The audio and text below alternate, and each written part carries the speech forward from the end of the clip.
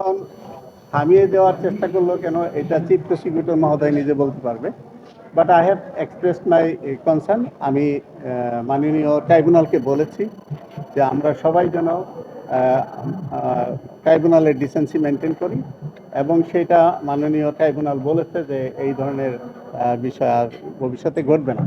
তো মাননীয় ট্রাইব্যুনাল সেটা নজরে নিয়েছে, এবং আমি আমার কনসার্ন বলেছি যে আমরা অ্যাট এনি কস্ট আমরা যদি আদালতের ট্রাইব্যুনালের ডিসেন্সি মেনটেন না করি, তাহলে জনমনে এবং এই যে মেম্বার অফ দি পাবলিক এখানে প্রেজেন্ট, তাদের মনে একটা মিসপারসেপশন তৈরি হতে পারে। এবং আমার বিশ্বাস মাননীয় ট্রাইব্যুনাল কনভিন্সড, এবং তাই মাননীয় ট্রাইব্যুনাল বলেছে ভবিষ্যতে এমন আর হবে না। চিফ প্রসিকিউটর কি বলতে চেয়েছেন আপনাকে? কেন না, আমি এটা একটু উত্তর দেই। বা উনি বলুন। আচ্ছা, ঠিক আছে। চিফ প্রসিকিউটর অ্যাকচুয়ালি বলেছে, আমি উঠে গিয়েছিলাম, আমার 3টা পিটিশন ছিল। তিনটা পিটিশনের কথা আমি মেনশন করতে যে ক্যাপ্টেন দেখো এটা পরে শোনা হয় না। তখন আমি বলেছি যে মাননীয় চিফ প্রসিকিউটর সাহেব কিছু নতুন কথা এনেছে, সেটা আমি বলি।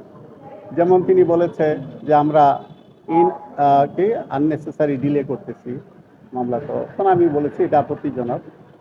তিনি যদি বলে যে আননেসেসারি আমরা ডিলে করতেছি, দিস ইজ নট কারেক্ট। আপনারা যারা দেখেছেন বলেছেন, আমি 7 volumes of book, and I said that আমি রিপ্রেজেন্ট করি 7জন ক্লায়েন্ট।